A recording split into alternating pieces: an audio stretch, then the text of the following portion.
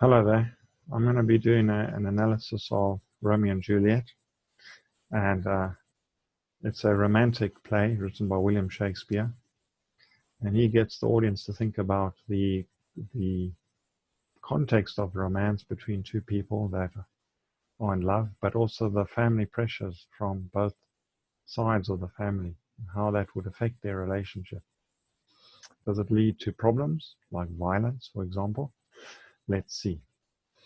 Well, first of all, let's go through a sort of introduction to these characters. So Romeo and Juliet are the protagonists, the main characters of this play. Now, Romeo Montague is a person who's passionate, headstrong, and he's kind of like a changeable character in the sense that he plays and acts upon his emotions, if you like. And he declares he's in love with Rosalind when we first meet him, but was then later wooed by and overcome by the beauty of Juliet. He is heartbroken that Rosalind doesn't like him or love him anymore, and his emotions become devastated until he meets Juliet and falls in love with her at first sight. Instantly, and Shakespeare emphasizes instantly. Perhaps that is unwise. Perhaps that leads to problems. However, Shakespeare says he falls in love with Juliet instantly, so she must have had characters he liked. He vows to marry Juliet, of course, and they marry the very next day, unbeknown to their feuding or warring families. Now, as the play progresses, Romeo shows his passion. He's very passionate, and he avenges his best friend Mercutio's death. And he ends up killing a relative of Juliet, Tybalt, who is killed. And Tybalt is a cousin of Juliet, which is unfortunate. And Romeo is then forced to leave the city of Verona. Romeo thinks and decides he can't live without Juliet, and is devastated when he hears of Juliet's apparent death. And then he takes rapidly his own life. He's impulsive, his emotion works without checking to see if she's dead or not. And decides that if he dies with the apparent death of Juliet, they would both be in heaven together and escape the problems in the world. Juliet is a protagonist, like I said, and she's a young and innocent teenage girl, very beautiful. And she's decisive, passionate, and headstrong. And when the audience first meets Juliet, it is at her father's party, if you like. And she flirts with Romeo a lot, and she kind of like is attracted to his looks, his presentation, his confidence. And she doesn't really realize that he's a Montague, the feuding, opposite of the feuding families, if you like. So Juliet is completely smitten with Romeo, and when she finds out he's a Montague, she's devastated, because then both her family and his family are at war, fighting with each other. However, knowing her own feelings, she decides to speak to Romeo more, and when he reveals his true love for her, she persuades him to promise his love, and they arrange their marriage. But when Romeo is banished for killing Tybalt, she is devastated. She feels very confused. She feels betrayed by Romeo and by, in fact, the families, and why there should be such fighting. And during the mourning period of Tybalt's death, Romeo is banished, as I said, and Juliet's father tells her she's going to marry Paris. She refuses and takes drastic action to secure her relationship and future with Romeo by faking her own death. So she didn't die, she faked her own death. And when she wakes up to find Romeo dead, she subsequently takes her own life so they can be together in heaven. So it's a tragedy at the end, romance eventually leading to tragedy. But it does emphasize the fact that families can cause problems in a relationship. Now, an analysis of their relationship can be made a bit more in depth. And Juliet's desire for Romeo is the fact that emphasizing the fact that she asks him to stay, and she pretends it is still nighttime, hence their intimacy and dream will hopefully last forever. This implies that love is blind to reality. There's a lot of imagery of light and darkness, and they can be together as lovers in the dark, or intimacy, as symbolic of intimacy, bonding, affection, adoration, and Juliet feels safe and secure in Romeo's arms. And they can see that they really are attracted together in this painting, which is extremely passionate. They're arm in arm, and they're sort of embracing there in a very beautiful area or place. Their marriage is consummate and real, and their vows and commitments suggest a hopeful union together and a happy life together, although there's no guarantee, of course, that it will be long-lasting, as it was a really rapid marriage the next day after meeting. So Romeo's use of imagery or personification reveals the enormity of his passion towards her, and they adore each other and feel inseparable. Love and death are dangers or consequences of emotions, and they are seemingly unaware of these as they're quite young and naive, but one's emotions can lead them astray, if you like. Juliet insists on marriage as proof of Romeo's love. A promise, though, cannot always be enough. Instead, a physical union through marriage and commitment are sought, but commitment is important as well. So in other words, both the husband and wife have to work at the marriage. Marriage is used as a political tool by Capulet. There are forces set against Romeo and Juliet that will doom their relationship. Marriages are arranged by people, and especially by parents. However, although this may be a family decision, as such, it may not help the two who wish to get married. They might end up marrying the wrong people, the ones they don't love. Marriage is holy, spiritual, and has sexual fulfillment as long as both parties are willing to work at it and compromise. The nurse's disregard for the sanctity of marriage and Juliet's feelings towards Romeo and lie is a consequence of the nurse's jealousy and her envy towards Juliet, as Juliet looks so happy with Romeo. Why does she aim to destroy what is happy? She portrays herself as an evil, conniving woman. Okay, so if we look at another, I'll just stop that and share another screen of a question. And this question is explored in the following extract. At this point in the play, Juliet has been told that she must marry Paris, and she's against it. Let's read it and analyze it. Capulet. How now, wife, have you delivered to her our decree? So there's questioning Lady Capulet, if you like. Lady Capulet responds, Ay, sir, with respect, but she will none. She gives you thanks. I would the fool were married to give to her grave. So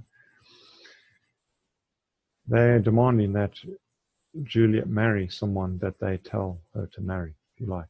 And Lady Capulet says, no one can stop our demand. Capulet replies, soft, take me with you. Take me with you, wife. How will she none? Does she not give us thanks? In other words, Juliet is young. She should be giving thanks to the Capulets for arranging this marriage to Paris. Is she not proud? Does she not count her blessed? Again, a lot of repetition. Okay. Unworthy as she is that we have wrought, so worthy a gentleman to her to be her bride. So they consider Paris as an extremely important person for Juliet to marry. But Juliet responds that not proud you have, but thankful that you have. Proud that I never be of what I hate. So that's what Juliet is saying. I don't want to hate myself by being married to the wrong person. You should be proud of who I am with my good qualities, my beauty, my naivety, my passion, and my optimism. But thankful even for hate that is meant love. So she is still grateful for the Capulet's efforts, but she wants to follow her heart. ultimately, and that is to marry Romeo. Capulet, how, Choptic logic, what is this repetition? Proud proud and I thank you not, and yet not proud mistress minion you. Alliteration, while you just a young girl, you're very proud, you talk too much, basically. Aren't you thankful to me? Thank me no thankings, nor proud me no prouds. Sort of a repetition there, context of an ungrateful Juliet, if you like. But fettled you'll find joints. Alliteration, against Thursday next to go with Paris to St. Peter's Church. So get ready to marry Paris. Be grateful that we've arranged a good man for you.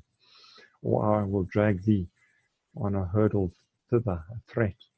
Out you green sickness, carrion, carrion rotten meat, green sickness, an insult, symbolism of disgust towards Juliet's sort of doubt that Paris is the right one for her. Out your baggage. Get rid of that bad thought that you're carrying in your mind. It's an image of a bad thought. You tell her face. So in other words, don't be swayed by emotions, Juliet. Obey what we're saying. It's for your own good. That more or less covers the analysis of the extract. The second part of the question is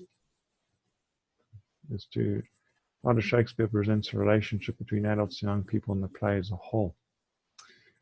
We could look at that part of the ideas of ownership and lack of power and the patriarchal society are really important in this play. And indeed, parents were often beheld as those responsible for organizing the marriage of their children, and in order to strengthen their kingdom or their palace or wherever they lived in their community. So relationships between adults and young people were obedience, if you like, and Juliet comes across as someone who doesn't want to obey and wants to follow her heart instead. Okay, so Juliet's feelings are genuine, but it's admirable that she decides to follow her genuine feelings and not just be persuaded by position of adults and their decision for her to marry Paris, whom she doesn't love. Lord Capulet is shocked at Juliet's refusal to marry Paris, as he thinks he has ultimate authority in making decisions for the young girl. Other relationships, as I mentioned before, include the nurse and the roles of Friar Lawrence, the friar who consummates the marriage of Romeo and Juliet, and the difference between the ways Montague and Capulet families demonstrate the care for their children. So there is a bit of contention between the Montagues and the Capulets and whom they want their children to marry. Romeo decides as well to not listen to his father, but to marry Juliet, whom he falls smittenly, totally in love with. As I said before, he probably marries her a lot too quickly for anyone's liking, but that's part of his character, is he's passionate, headstrong, and follows his emotions. He's very changeable in his emotions. There's a lot of dramatic irony between these two characters, and the dramatic irony is that Juliet refuses to abide by the norms of the day. The woman refuses to marry a man as dictated by society. So that's an ironic thing, and she rather regards her marriage to Romeo as honorable and tests Romeo's integrity by saying, "Will you marry me?" And he does agree to get married to her. The Friar Lawrence gives advice and is a parental figure to the young couple, if you like, and they gain from his confidence, if you like, and then forget about what the Capulets say in terms of their insults and their societal attitudes and their demands whom Juliet should marry, and confidently go forth as a married couple into the community. So there's a balance of contrast between Juliet's language and Capulet's language. She stands up for herself and doesn't get intimidated by Capulet. So there's a interesting analysis, if you like, of the passion between Romeo and Juliet, and an in-depth insight into their relationship in terms of love, admiration, romance, physical attraction, showing of their love, both in terms of emotions and their physical attributes, and their willingness to die for each other and to spend the rest of eternity in love in heaven. And it's a shame that both of them end up dying. It's a pity Romeo didn't actually check that Juliet was just pretending to be dead. So enjoy the rest of your reading of Romeo and Juliet, and keep it up. Try and remember some quotes and link the context of those quotes to the overall plot and theme of the play. All the best. Take care. Until next time, goodbye.